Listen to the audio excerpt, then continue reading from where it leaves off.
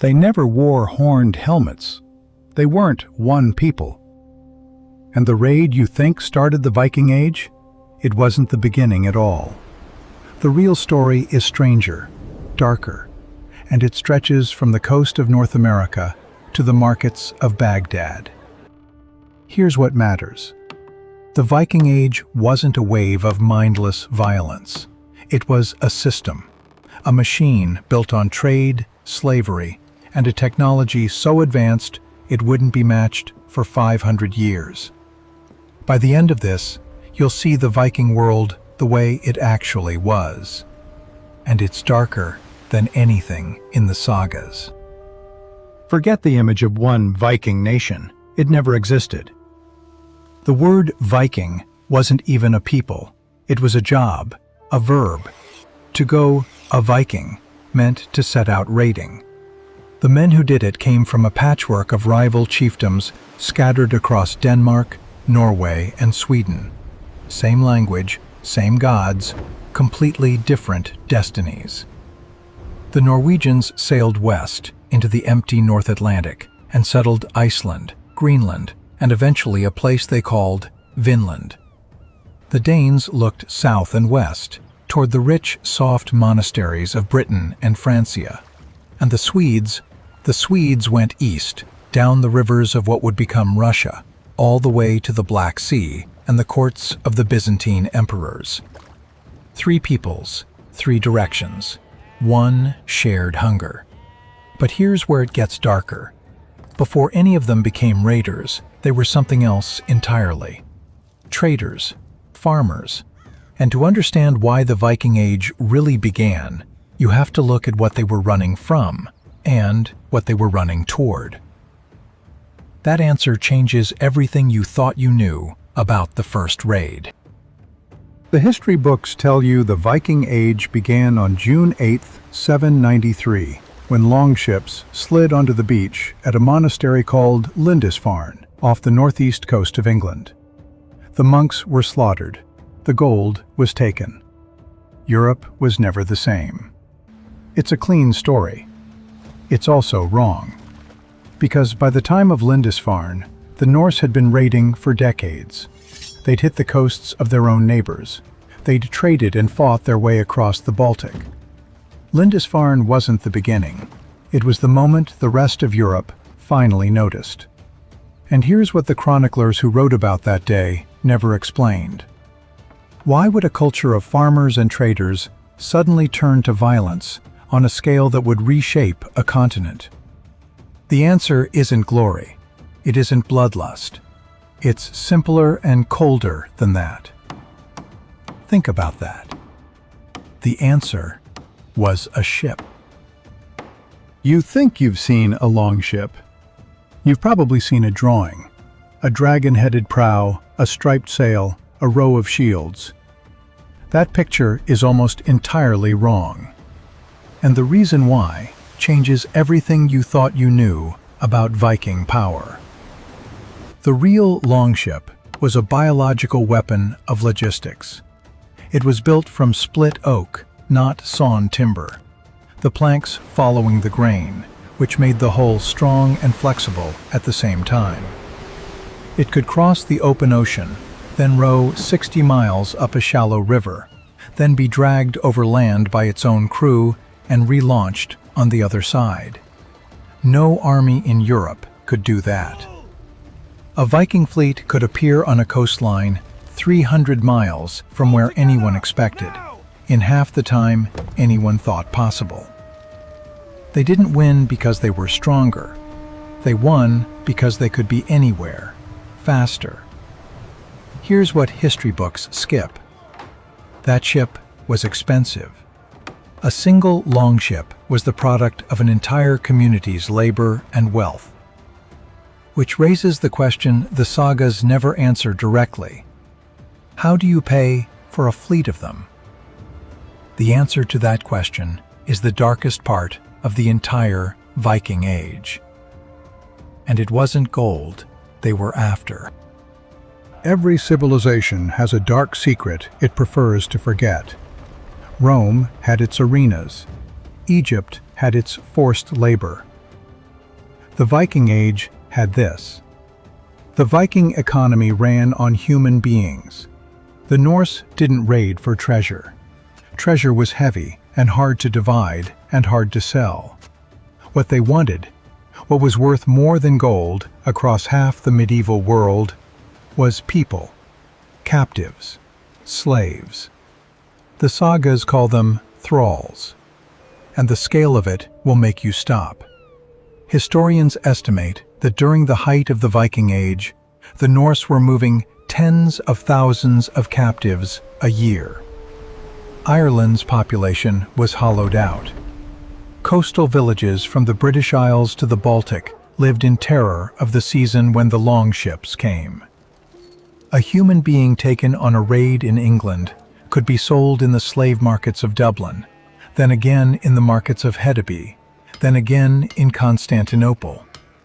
Each sale a profit, each profit another ship, each ship another raid. It was a system built on agony.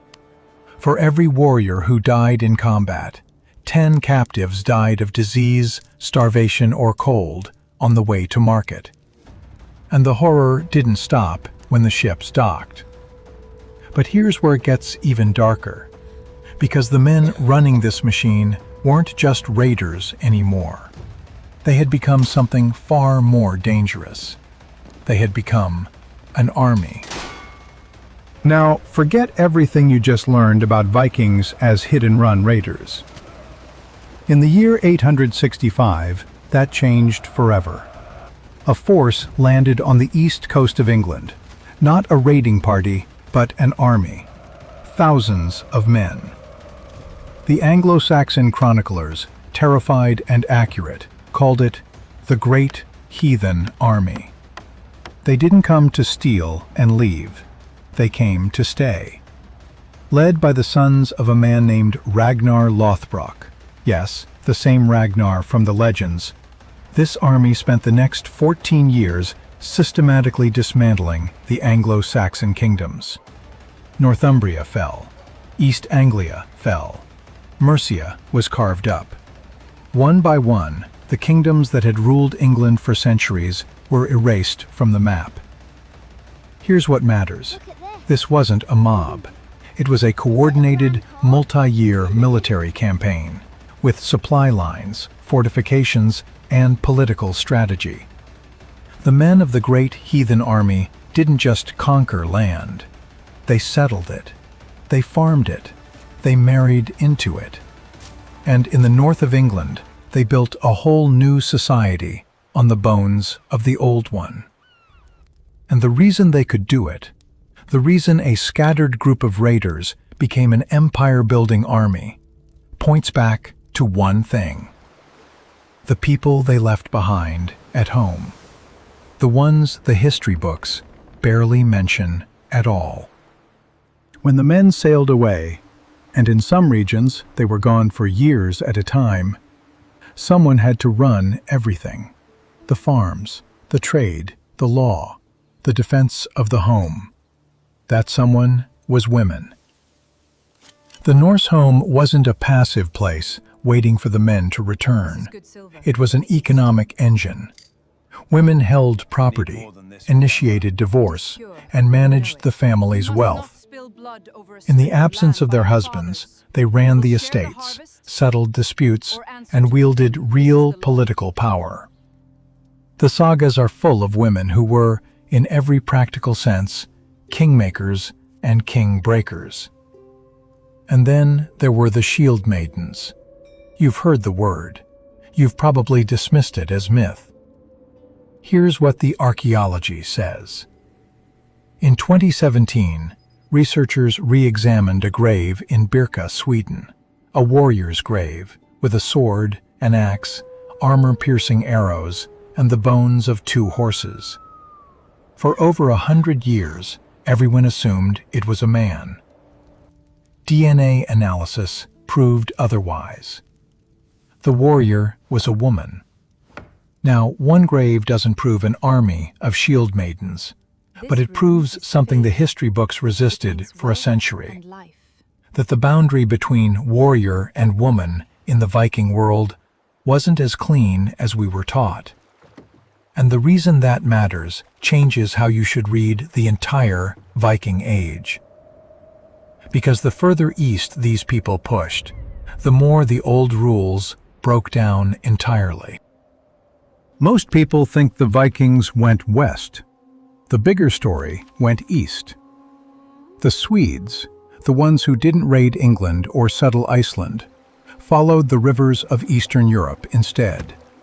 The Volga, the Dnieper, rivers that led south through forests and steppe to the greatest markets on earth. They became known as the Rus, and they didn't just raid, they built. They established trading posts that grew into the first cities of what would become Russia. They supplied the Islamic world with furs, honey, wax, and, yes, slaves, in exchange for silver. Silver that poured north by the ton. A single Viking Age hoard in Sweden contained more Islamic silver coins than have ever been found in some entire Muslim cities. The Norse world and the Islamic world weren't enemies on opposite ends of the earth. They were trading partners, linked by a river road that carried goods, people, and ideas across thousands of miles. Here's what they don't teach you in school. Some Norse warriors ended their careers not in a burning monastery, but standing guard in the palace of the Byzantine emperor in Constantinople, as members of an elite mercenary unit called the Varangian Guard. The same men who once raided for silver were now being paid in gold to protect an empire. Think about that. The Viking Age wasn't a story of Europe against the barbarians. It was a story of the whole world suddenly, violently connected. And the reason that connection couldn't last is the final piece history books skip. Every empire built on violence carries the seed of its own end. The Viking Age was no different. The same forces that made the Norse unstoppable eventually made them vulnerable.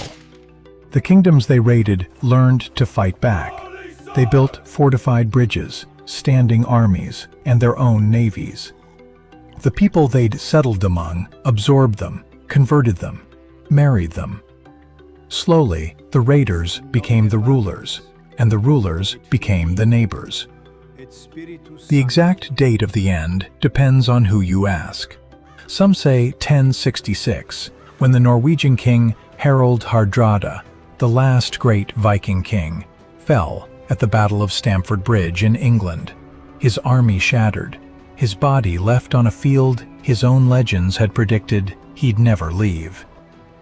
Others say the end came quieter, a shift in trade, a warming of relations, the slow fading of a way of life into the ordinary business of kingdoms and churches.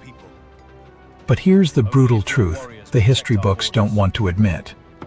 The Viking Age didn't end because the Vikings lost. It ended because they won. They took the land, married into the dynasties, and became the very kings and earls who would later write the history that called them savages. And here's the final piece. When archaeologists dig up a Viking grave now, they don't always find a warrior's sword. Sometimes they find a set of scales, the tools of a trader, a set of weights, a woman's keys, marking her as the keeper of a household's wealth. The brutal truth buried under the myth is this. The people we call Vikings were, more than anything else, survivors.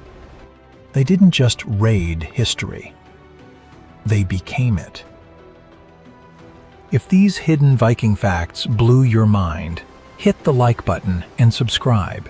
It would really help this channel as we uncover the warrior cultures they erased from history.